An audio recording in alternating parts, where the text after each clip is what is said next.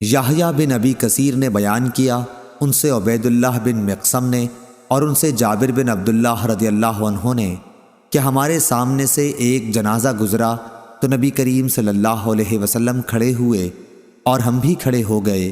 پھر ہم نے کہا کہ یا رسول اللہ صلی اللہ علیہ وسلم، یہ تو یہودی کا جنازہ تھا۔ آپ نے فرمایا کہ جب تم لوگ جنازہ دیکھو تو کھڑے ہو جایا کرو۔ صحیح بخاری حدیث نمبر 1311۔ عمرو بن مرہ نے بیان کیا کہ میں نے عبد الرحمن بن ابی لیلہ سے سنا، انہوں نے کہا کہ سہل بن حنیف اور قیس بن سعد رضی اللہ عنہ قادسیہ میں کسی جگہ بیٹھے ہوئے تھے۔ اتنے میں کچھ لوگ ادھر سے ایک جنازہ لے کر گزرے تو یہ دونوں بزرگ کھڑے ہو گئے۔ عرض کیا گیا کہ جنازہ تو زمیوں کا ہے جو کافر ہیں۔ اس پر انہوں نے فرمایا کہ نبی کریم صلی اللہ علیہ وسلم کے پاس سے اسی طرح سے ایک جنازہ گزرا تھا۔ آپ صلی اللہ علیہ وسلم اس کے لیے کھڑے ہو گئے۔ پھر آپ صلی اللہ علیہ وسلم سے کہا گیا کہ یہ تو یہودی کا جنازہ تھا۔ آپ نے فرمایا کہ یہودی کی جان نہیں ہے۔ صحیح بخاری حدیث نمبر 1312۔ ابو حمزہ نے اعمش سے بیان کیا، ان سے عمرو نے، ان سے ابن ابی لیلہ نے کہ میں قیس اور سہل رضی اللہ عنہ کے ساتھ تھا۔ ان دونوں نے بیان کیا کہ ہم رسول اللہ صلی اللہ علیہ وسلم کے ساتھ تھے۔ اور زکریا نے کہا، ان سے شعبہ نے اور ان سے ابن ابی لیلہ نے کہ ابو مسعود اور قیس رضی اللہ عنہ جنازے کے لیے کھڑے ہو جاتے تھے۔ صحیح بخاری حدیث نمبر 1313۔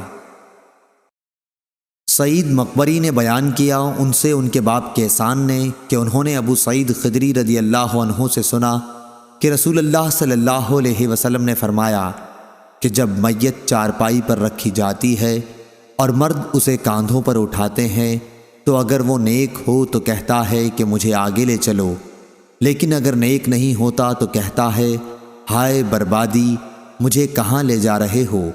اس آواز کو انسان کے سوا تمام مخلوق خدا سنتی ہے، اگر انسان کہیں سن پائے تو بے ہوش ہو جائے۔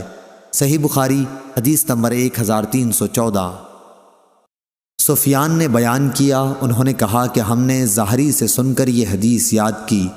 انہوں نے سعید بن مسیب سے اور انہوں نے ابو ہریرہ رضی اللہ عنہ سے کہ نبی کریم صلی اللہ علیہ وسلم نے فرمایا کہ جنازہ لے کر جلد چلا کرو، کیونکہ اگر وہ نیک ہے تو تم اس کو بھلائی کی طرف نزدیک کر رہے ہو، اور اگر اس کے سوا ہے تو ایک شر ہے جسے تم اپنی گردنوں سے اتارتے ہو۔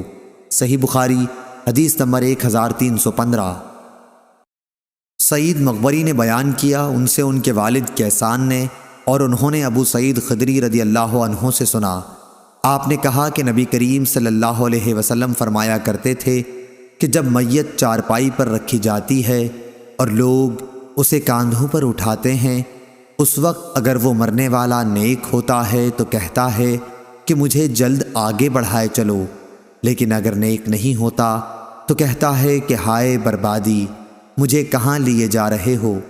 اس کی آواز انسان کے سوا ہر مخلوق خدا سنتی ہے، کہیں اگر انسان سن پائے تو بے ہوش ہو جائے۔ صحیح بخاری حدیث نمبر 1316۔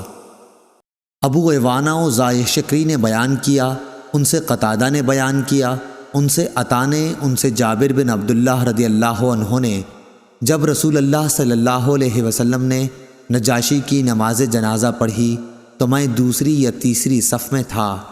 صحیح بخاری حدیث نمبر 1317۔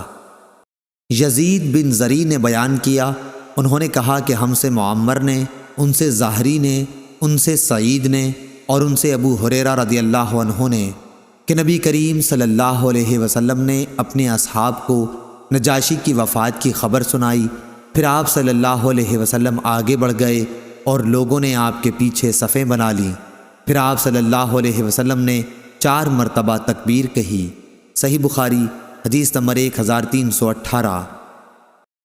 شعبی نے بیان کیا کہ مجھے نبی کریم صلی اللہ علیہ وسلم کے ایک صحابی نے خبر دی کہ حضور صلی اللہ علیہ وسلم ایک قبر پر آئے جو اور قبروں سے الگ تھلگ تھی۔ صحابہ نے صف بندی کی اور آپ صلی اللہ علیہ وسلم نے 4 تکبیریں کہیں۔ میں نے پوچھا کہ یہ حدیث آپ سے کس نے بیان کی ہے؟ انہوں نے بتایا کہ ابن عباس رضی اللہ تعالی عنہ نے۔ صحیح بخاری حدیث نمبر 1319۔ عطا بن نبی رباح نے خبر دی، انہوں نے جابر بن عبداللہ رضی اللہ عنہ سے سنا کہ نبی کریم صلی اللہ علیہ وسلم نے فرمایا کہ آج حبش کے ایک مرد صالح نجاشی حبش کے بادشاہ کا انتقال ہو گیا ہے، آؤ ان کی نماز جنازہ پڑھو۔ جابر رضی اللہ عنہ نے بیان کیا کہ پھر ہم نے صف بندی کر لی اور نبی کریم صلی اللہ علیہ وسلم نے ان کی نماز جنازہ پڑھائی۔ ہم صفے باندھے کھڑے تھے۔ ابو زبیر نے جابر رضی اللہ عنہ کے حوالے سے نقل کیا کہ میں دوسری صف میں تھا۔ صحیح بخاری حدیث نمبر 1320۔